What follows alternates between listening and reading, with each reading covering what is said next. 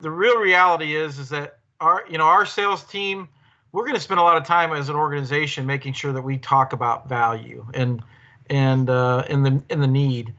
But if I put myself in our retailer shoes, and BSF's already made a choice, right? We've already decided that the rebates over value, we're choosing the value.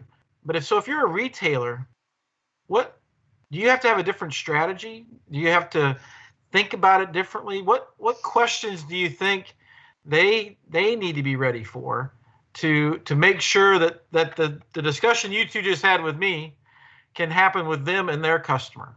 It's not an easy one, right? I mean, this is the art of being an agronomist or being a sales agronomist, one of those two. But ultimately, I think that we have to treat every farmer as an individual, and that's really what it comes down to. You mentioned earlier about these rebates and the calculators. I think it was Robbie. You mentioned this, that you keep adding up product and product and product, and then you get a rebate back. But where's the farmer in any of that?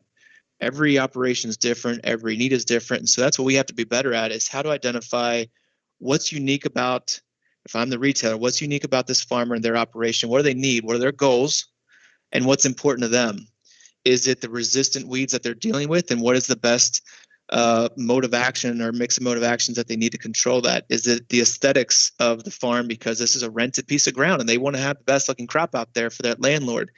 Is it that they're switching to no-till right now and they've never had to deal with the burn down that they've had to control these weeds before, and they need to make sure that they have that right chemistry out there to get the job done for the weed out there? And I'd be remiss to say, is it about the disease pressure that they have out there, the consistency that they want on their crop, with the correct plant health application?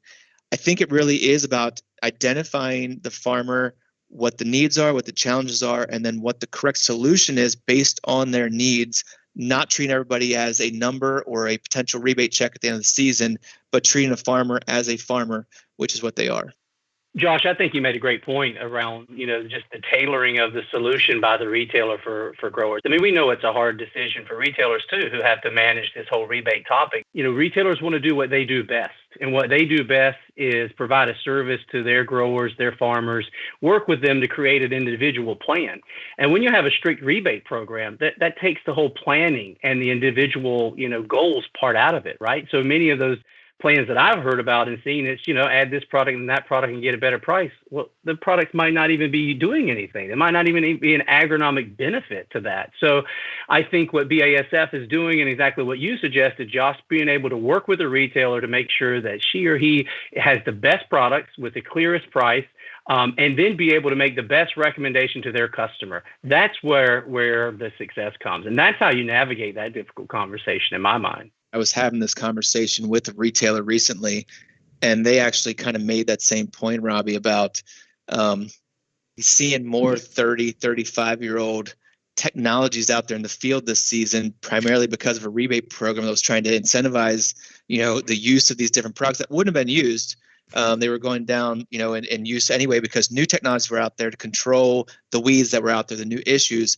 But the rebate drug these older technologies along, and they're paying for it right now. They're seeing why they were 35-year-old technologies and new ones have come along since then. And so I think that just kind of illustrates or kind of hits on that point that it's not just us seeing it, it's out in the field widespread right now.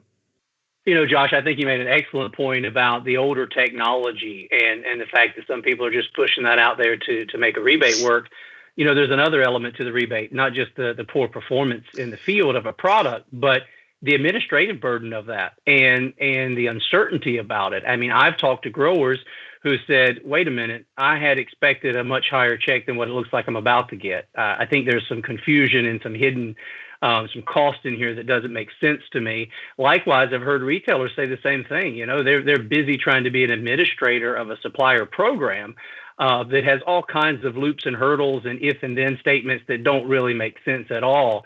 And so this great easy button rebate that we talked about earlier is starting to now cause some disappointments and probably some confusions about what was expected and what was for real really earned. And that just takes us, again, our eye off the ball of the real question that folks want to be doing right now, which is planning their season. They want to be planning what they're going to do with their crops, planning their input decisions and making the input decisions that are going to have the agronomic best outcome.